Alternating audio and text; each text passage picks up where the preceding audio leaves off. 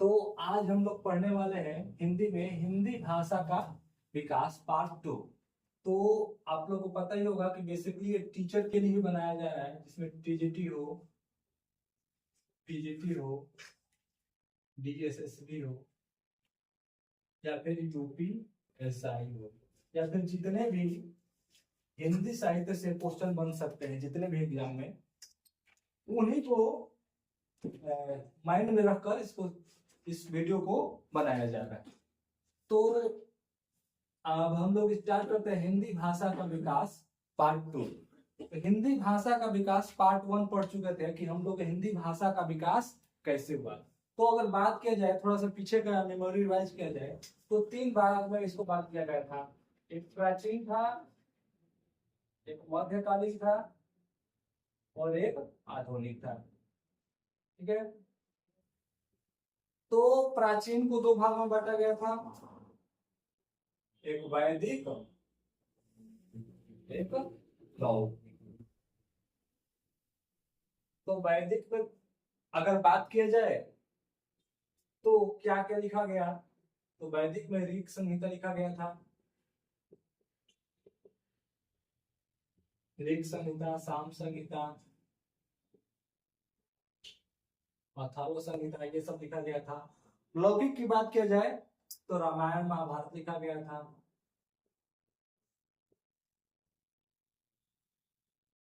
अगर इसका time period की बात की जाए प्राचीन का, तो क्या था, 2000 से लेकर 500 बीसी तक, यानी 2000 ईसा पूर्व से 500 ईसा पूर्व तक।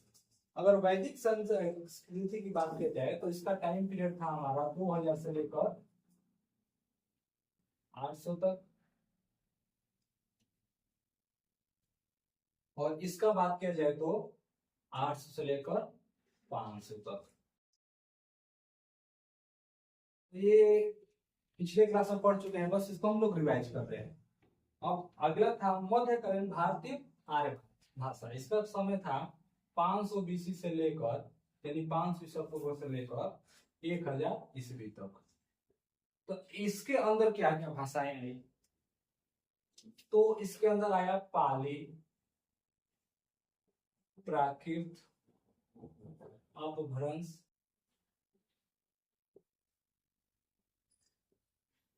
अवहट, ये सारी भाषाएं किसमें, मध्यकालीन भारतीय आर्य भाषा में। अब आते हैं आधुनिक भारतीय आर्य भाषा। तो इसका समय की बात किया जाए तो 1000 ईस्वी से अब तक। ठीक है। तो इसके अंदर एक भाषा आया, कौन सा, हिंदी, जो हम लोग पढ़ते हैं। ठीक है। तो अगर बात की जाए हिंदी को, तो हिंदी को भी 3 भाग में किया गया। कितने भाग में, 3 भाग में। एक प्राचीन, एक मध्य, लेकिन प्राचीन काल हिंदी, प्राचीन हिंदी, मध्यकालीन हिंदी और आधुनिक हिंदी। तो प्राचीन का अगर बात की जाए तो समय है 1100 से लेकर 1400, और मध्यकाल की बात की जाए तो 1400 से लेकर 1850 ईस्वी तक। अगर आधुनिक की बात की जाए तो 1850 से अब तक। तो इसमें और इसमें कंफ्यूज नहीं होना, ये हिंदी को 3 भाग में बांटा गया है, और ये हिंदी भाषा का विकास 3 भाग में हुआ है। पहला है प्राचीन, तो इसका समय है 2000 बीसी से लेकर 500 बीसी तक। इसके अंदर 2 भाग है, एक वैदिक संस्कृति, एक लौकिक संस्कृति। तो वैदिक संस्कृति की बात की जाए तो 2000 से 800 बीसी, लौकिक की बात की जाए तो 800 से 500 बीसी। अगर वैदिक संस्कृति में पूछा जाए कि क्या लिखा गया था, तो ऋग संहिता, साम संहिता, अथर्व संहिता। अगर लौकिक की बात की जाए तो इसमें रामायण महाभारत लिखा गया। अगर अब आते हैं मध्यकालीन, तो मध्यकालीन आर्य भाषा, हिंदी आर्य भाषा में क्या लिखा गया था, इस पाली आर्य भाषा आया था, प्राकृत आया था, अपभ्रंश आया था, अवहट आया था। इसका समय की बात की जाए तो 500 ईसा पूर्व से लेकर 1000 ईस्वी तक। अगर आते हैं लास्ट वाले पे, थर्ड वाले पे, आधुनिक भारतीय आर्य भाषा, इसका समय है 1000 ईस्वी से अब तक। तो इसको भी तीन भाग में बांट दिया गया है। एक है प्राचीन हिंदी, एक है दूसरा है मध्यकालीन हिंदी, तीसरा है आधुनिक हिंदी। तो प्राचीन हिंदी का समय की बात की जाए तो 1100 से लेकर 1400 ईस्वी तक। मध्यकालीन हिंदी की बात की जाए तो 1400 से लेकर 1850 तक। अगर आधुनिक हिंदी की बात की जाए 1850 से लेकर अब तक। तो ये हमारा पीछे का क्लास का रिवाइज था। अब हम लोग इसके आगे चलेंगे।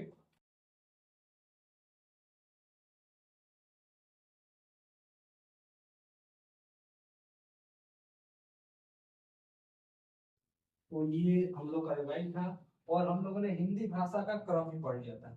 हिंदी भाषा का क्रम,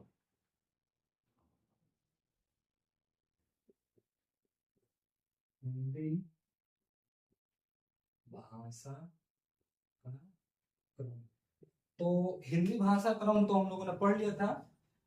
तो कैसे था वो? पहले आया संस्कृत, पहले क्या आया? संस्कृत, फिर आया पाली, फिर आया प्राकृत, फिर आया अपभ्रंश, फिर आया अवभट, लास्ट में हमारा आया है हिंदी। तो यहाँ तक हम लोग पिछले क्लास में पढ़ने थे। और संस्कृत सभी भाषाओं की जननी माना गया, यानी संस्कृत से ही ये सारी भाषाएं आई हैं। कौन कौन सी? पाली, प्राकृत, अपभ्रंश, अवभट, हिंदी। तो यहाँ तक हम लोग पढ़ चुके थे। अब इसके आगे पढ़ना है हमें, ठीक है। तो अगला है हम लोग का हेडिंग, या जो हमें पढ़ना है, हिंदी भाषा, हिंदी भाषा या फिर हिंदी की उपभाषा तथा बोलियत, ठीक है। तो हिंदी की उपभाषा कितनी है तथा बोलिए कितना है। तो बात किया जाए उपभाषा की, इसकी बात की जाए उपभाषा की, तो 5 उपभाषा है। अगर बोलियों की बात किया जाए तो 17 बोलियां है। कितनी बोलियां है? 17। तो अगर उपभाषा की बात की जाए तो 5, बोलिए की बात की जाए तो 17। अगर 5 कौन कौन सी भाषा है तो इसको समझने के लिए है, पहला पश्चिमी हिंदी, पश्चिमी हिंदी, दूसरा है पूर्वी हिंदी,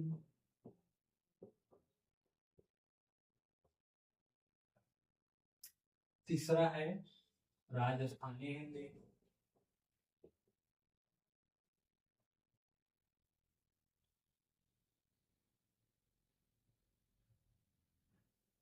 चौथा है हमारा बिहारी हिंदी,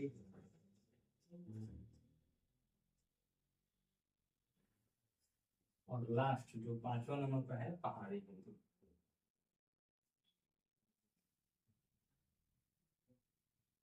तो कहने का मतलब है कि हिंदी भाषा की 5 गो उपभाषा है, 17 बोलियां है। तो पश्चिमी हिंदी की बात किया जाए तो इसके अंदर 5 प्रकार, 5 बोलियां आएगी। कितनी आएगी? 5। अगर पूर्वी हिंदी की बात किया जाए तो इसके अंदर 3 बोलियां आएगी। राजस्थानी हिंदी की बात किया जाए तो उसके अंदर 4। बिहारी हिंदी की बात किया जाए तो 3। पहाड़ी हिंदी की बात किया जाए तो 2। अब हम जोड़ते हैं कि ये 17 जो है ना हो पा रहा है कि नहीं। तो 5 3 8, 8 4 12, 12 3 15, 2 17। तो क्लियर हो गया कि उपभाषा कितनी है? 5, बोलिए कितनी है? 17। ठीक है। तो एक बार फिर से रिवाइज कर लेते हैं। हिंदी की उपभाषा तथा बोलियां। तो उपभाषा है 5, बोलियां है 17। पहला है पश्चिमी हिंदी, पूर्वी हिंदी, राजस्थानी हिंदी, बिहारी हिंदी, पहाड़ी हिंदी। तो पश्चिमी हिंदी के अंतर्गत 5 बोलियां आएगी। पूर्वी हिंदी के अंतर्गत 3 गो बोलियां आएंगी। राजस्थानी हिंदी के अंतर्गत 4 गो बोलियां आएंगी। और बिहारी हिंदी के अंतर्गत 3 गो बोलियां आएगा। और पहाड़ी हिंदी के अंतर्गत 2 बोली। तो यहाँ तक क्लियर हो गया कि उपभाषा और बोलियां। तो अब हम लोग एक एक करके पढ़ेंगे इसके बारे में। तो पहला हेडिंग है हमारा पश्चिमी हिंदी। पहला क्या है? पश्चिमी हिंदी। तो इसके बारे में हम लोग जानते हैं। तो अगर ये बात की जाएगी पश्चिमी हिंदी आया कहाँ से, तो ये आया है सर सैनी अपभ्रंश से। ये बहुत बार क्वेश्चन पूछा जा चुका है।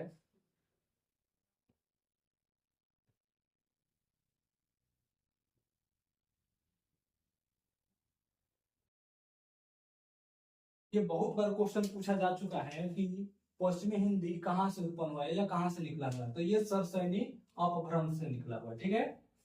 तो अगर इसके बात की जाए कि इसके अंदर कौन कौन सी बोलियां बोली जाती है, तो इसके अंदर खड़ी बोली,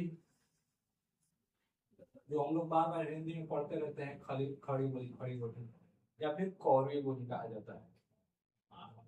कौरवी बोली, तो ये पहला हो गया। अब दूसरा पे आते हैं ब्रज भाषा।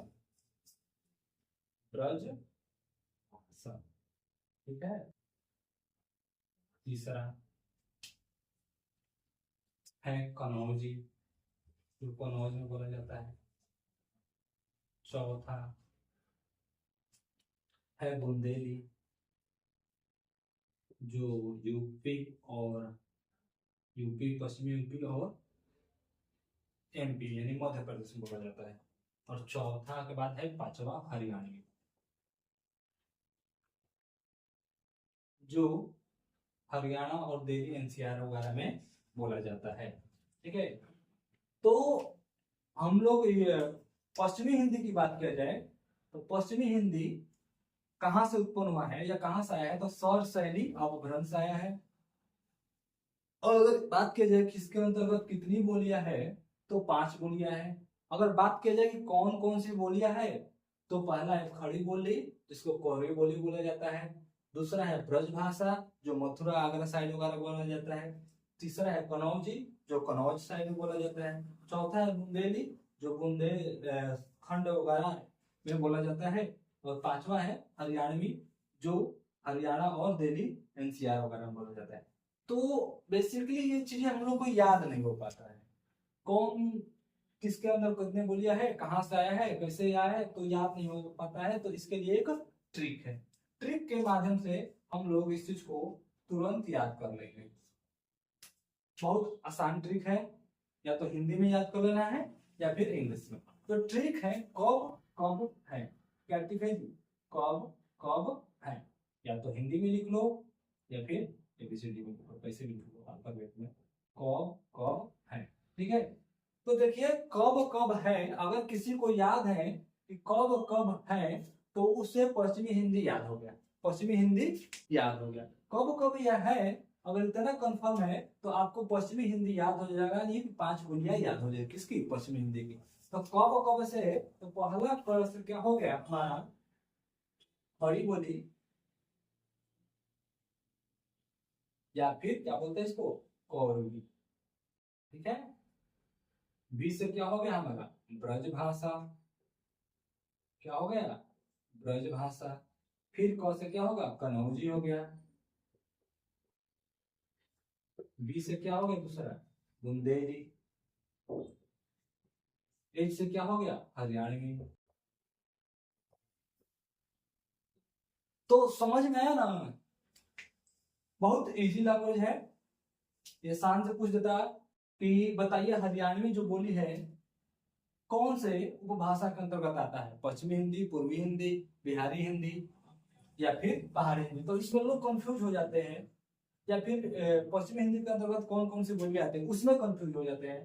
तो अब कंफ्यूजन लगभग लगभग खत्म हो जाएगा। कब कब है, अगर किसी ने याद कर लिया कि कब कब है, तो आसानी से हम लोग पश्चिमी हिंदी के बारे में या उनकी बोलियों के बारे में लिख सकते हैं, कौन कौन से इसके अंतर्गत बोली आती है। तो पश्चिमी हिंदी के अंतर्गत हमारी आते हैं खड़ी बोली या फिर कौरवी, दूसरा आता है ब्रज भाषा, तीसरा आता है कनौजी, चौथा आता है दिल्ली, पांचवा आता है हरियाणवी।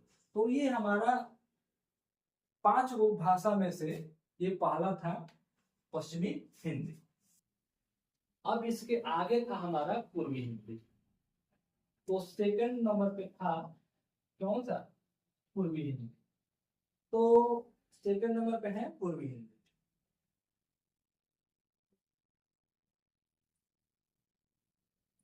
अगर बात किया जाए पूर्वी हिंदी में बोलियों की, तो बोलियों की संख्या इसमें 3 है। कितने हैं? 3। तो 3 कौन कौन सी है? एक है अवधी, जो अवध है या अयोध्या क्षेत्र में बोला जाता है। दूसरा है बघेली, जो एमपी साइड में बोला जाता है। और तीसरा है छत्तीसगढ़, जो कहाँ बोला जाएगा? छत्तीसगढ़ में बोला जाएगा। ठीक है।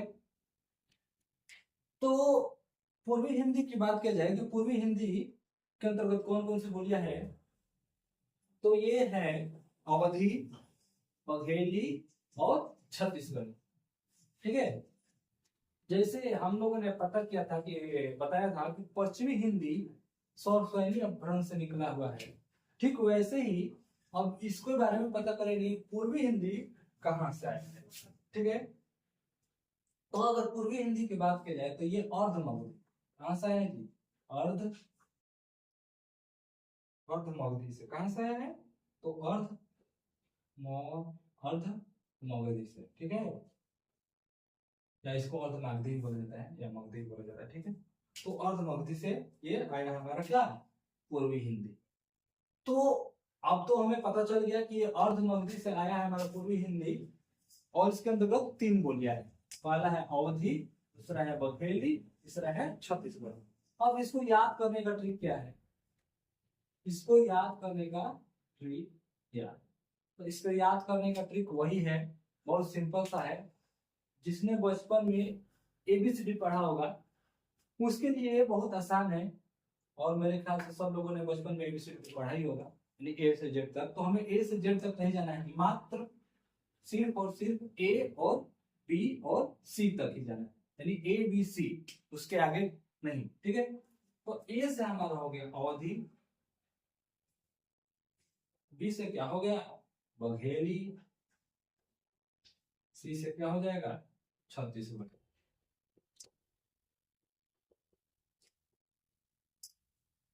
तो अगर किसी को एबीसीडी याद है तो 3 भाषा याद कर लेगा। कौन कौन सी? अवधी, बघेली, छत्तीसगढ़ी। तो बेसिकली बहुत आसान चीज है। आसान कब बन जाता है? जब ट्रिक मिल जाए। नहीं तो इसमें कंफ्यूजन होता रहता है कि अवधी कहाँ से आया है, बघेली कहाँ से आया है, छत्तीसगढ़ी कहाँ से आया है, या जो पूर्वी हिंदी है इसके अंतर्गत कितनी बोलियां है। तो पूर्वी हिंदी के अंतर्गत हमारी 3 बोलियां थी, अवधी, बघेली, छत्तीसगढ़। अगर ये पता पूछे कि कहाँ से निकला हुआ है तो ये अर्धमगधी से निकला हुआ है। ठीक है। तो इसको याद करने का ट्रिक क्या है? मात्र हमें 3 वर्ड याद करना है, एबीसीडी तक नहीं जाना है, केवल ए बी सी तक जाना है, यानी अवधी, बघेली, छत्तीसगढ़ी। अब हमारा है जयपुरी, यानी क्या है? राजस्थानी।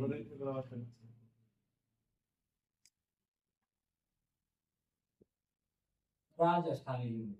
तो हम लोगों ने पश्चिमी पढ़ लिया, पूर्वी पढ़ लिया, तीसरा नंबर पर कौन है? राजस्थानी हिंदी। तो राजस्थानी हिंदी की बात किया जाए तो इसके अंदर 4 बोलियां है। कितने बोलियां है? 4। तो कौन कौन सी वो 4 बोलियां है समझेंगे हम लोग। पहला है जयपुरी, फिर मारवाड़ी, फिर है आपका मरवाड़ी, फिर है मालवी, फिर है मेवाड़। तो बेसिकली अगर बात किया जाए तो राजस्थान के लड़कों के तो इजीली याद हो जाता है जयपुरी, मारवाड़ी, मालवी, मेवाती। लेकिन अदर स्टेट वालों के लिए याद करना बहुत मुश्किल हो जाता है। क्यों? क्योंकि जयपुर से तुम पकड़ लोगे, जयपुर जानता है सब कोई कि राजस्थान में, लेकिन मारवाड़ी नहीं समझ जाएगा, लेकिन मालवी और मेवाती में कंफ्यूज हो जाएगा कहाँ का है, छत्तीसगढ़ का है, राजस्थान का है, मध्य प्रदेश का है कि दिल्ली का है। क्योंकि ये ऐसा लैंग्वेज है कि लगता है कि इस राज्य का भी हो सकता है। तो इस कंफ्यूजन को दूर करने के लिए भी एक क्या है? ट्रिक है। क्या है जी? ट्रिक है, जिससे ये पता चल जाएगा कि कहाँ का है। तो राजस्थानी हिंदी का पता करने में कोई ज्यादा बड़ी बात नहीं है। अगर किसी को मैथ आता हो, मैथ, और उसको गुणा करने आता हो, इजीली वो चीजों को याद कर लेगा। तो एक हो गया यहां से एम, एक हो गया यहां से एम, एक हो गया यहां से, तो 3 एम है। तो क्या बन जाएगा जी? M Q. क्या बन जाएगा? एम क्यू बन जाएगा। तो एक हो, यहां से एम क्यू बन गया और यहां से बन जाएगा जे। ठीक है, तो हमारा ट्रिक क्या हो गया जी? एम क्यू जे। तो राजस्थानी अगर हिंदी याद नहीं हो रहा है, मात्र हमें क्या याद करना है? 2 वर्ड याद करना है, एम क्यू जे। यहां से हमारा राजस्थानी हिंदी क्लियर हो जाएगा। तो एम क्यू का मतलब हुआ कि इसमें 3 एम आएंगे। कितने एम आएंगे? 3 एम। तो पहला एक एम तो हो गया हमारा मारवाड़ी, एक एम से होगा मेवाती, एक एम से होगा मालवी, एक एम से होगा जय। ठीक है, तो यहां से क्लियर हो गया कि मारवाड़ी, एक हो गया मेवाती, एक हो गया मालवी, एक हो गया जयपुरी। तो राजस्थानी हिंदी हमारा क्लियर हो गया। ठीक है, अब राजस्थानी हिंदी के बाद अगला है हमारा बिहारी हिंदी। अगला क्या है? बिहारी हिंदी। तो बिहारी हिंदी को समझते हैं।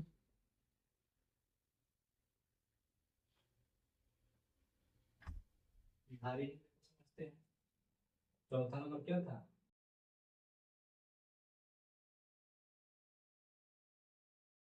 तो बिहारी हिंदी के अंतर्गत 3 बोलियां हैं। कितनी बोलियां हैं? 3। कौन कौन सी है? मगधी है, मैथिली है, और कौन सा है? भोजपुरी, तो सब लोग बोलता है। तो अगर बात किया जाए बिहारी हिंदी का, तो इसके अंतर्गत 3 बोलियां आएगा, मगधी, मैथिली, भोजपुरी। तो अगर इसको याद करने की बात किया जाएगी, कैसे याद किया जाएगा, तो फिर से वही ट्रिक, एक एम यहां से, एक एम यहां से, तो एम इंटू एम करने पे क्या आ जाएगा? एम स्क्वायर आ जाएगा, और ये बी हो जाएगा भोजपुरी से। तो इसका ट्रिक क्या हो गया? M square b. क्या हो जाएगा? M square b. तो एम स्क्वायर बी याद हो गया तो हमें बिहारी हिंदी याद हो जाएगा। यानी कि एक एम से हो गया मगधी, एक एम से हो गया मैथिली, और बी से हो गया भोजपुरी। ठीक है,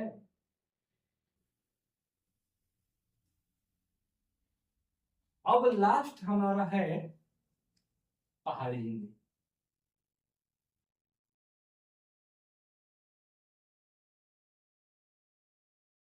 तो इसके अंतर्गत 2 बोलियां हैं। कौन कौन सी है पहाड़ी हिंदी? कुमाऊनी,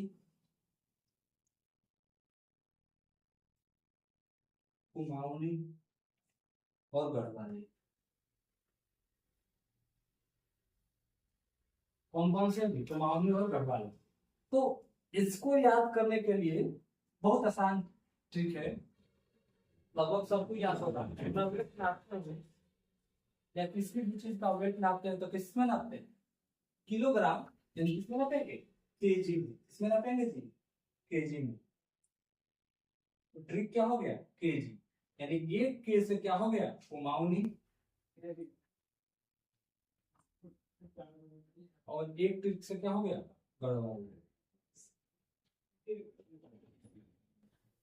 तो बेसिकली अगर बात किया जाए हिंदी की भाषा तथा बोलियों, तो इसके अंदर 5 उपभाषाएं हैं। राजस्थानी हिंदी, पश्चिमी हिंदी, पूर्वी हिंदी, बिहारी हिंदी और पहाड़ी हिंदी। तो पश्चिमी हिंदी की बात किया जाए तो इसके अंतर्गत 5 बोलियां हैं। कब कब है ट्रिक था? तो कौरवी या खड़ी बोली, ब्रजभाषा, फिर से कनौजी, फिर से तुम्हारा हो जाएगा बुंदेली, और लास्ट क्या होगा? हरियाणवी। अगर बात किया जाए पूर्वी हिंदी का, तो पूर्वी हिंदी के अंतर्गत 3 बोलियां हैं। कौन कौन सी? अवधी, फिर बघेली, फिर छत्तीसगढ़ी। अगर बात किया जाए राजस्थानी की तो इसके अंतर्गत 4 बोलियां हैं। कौन कौन सा? मेवाती, मालवी, मारवाड़ी और जयपुर। बात किया जाए बिहारी हिंदी का तो इसके अंतर्गत 3 बोलियां हैं। कौन कौन सा? मगधी, मैथिली, भोजपुरी। और पहाड़ी हिंदी की बात किया जाए तो 2 गो है, कुमाऊनी और गढ़वाली। तो ये हमारा हिंदी का उपभाषा तथा बोलियां था। अगला है देवनागरी लिपि का सहीकरण। ये बहुत रिपीटेड क्वेश्चन है, देवनागरी लिपि का सहीकरण, और बहुत गड़बड़ भी होता है लोगों से। तो इस चीज को अच्छे से समझेंगे और याद कर लेंगे। देवनागरी लिपि का सहीकरण।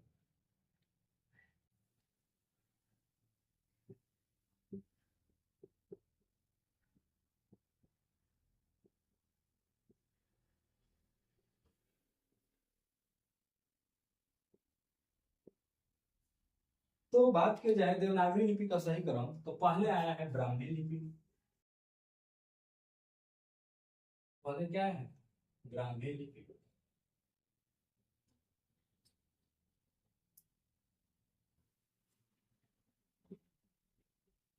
फिर आया है गुप्त लिपि।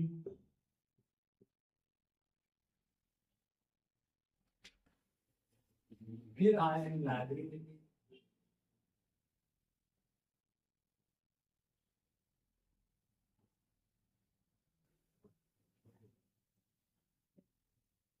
नागरी। फिर लास्ट में आया है देवनागरी।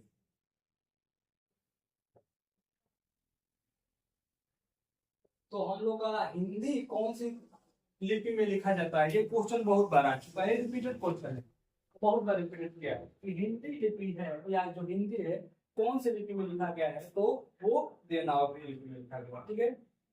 और नागरी लिपि को नंद नागरी लिपि के नाम से जाना जाता है। अगर बात किया जाए कि नागरी लिपि को और किस नाम से जाना जाता है, तो इसका अन्य नाम क्या होगा नागरी लिपि का, या और किस नाम से जाना जाएगा, तो नंद नागरी लिपि। क्या कहा जाएगा? नंद नागरी लिपि कहा जाएगा। अगर बात किया जाए कि नागरी लिपि की स्थापना कब हुआ था, नागरी स्थापना कब हुआ था, तो ये बात है 1975 यानी 1975। तो अगर देवनागरी लिपि का सही क्रम पूछा जाए तो पहले आएगा ब्राह्मी लिपि, फिर आएगा गुप्त लिपि, फिर आएगा नागरी लिपि और लास्ट में आएगा देवनागरी लिपि।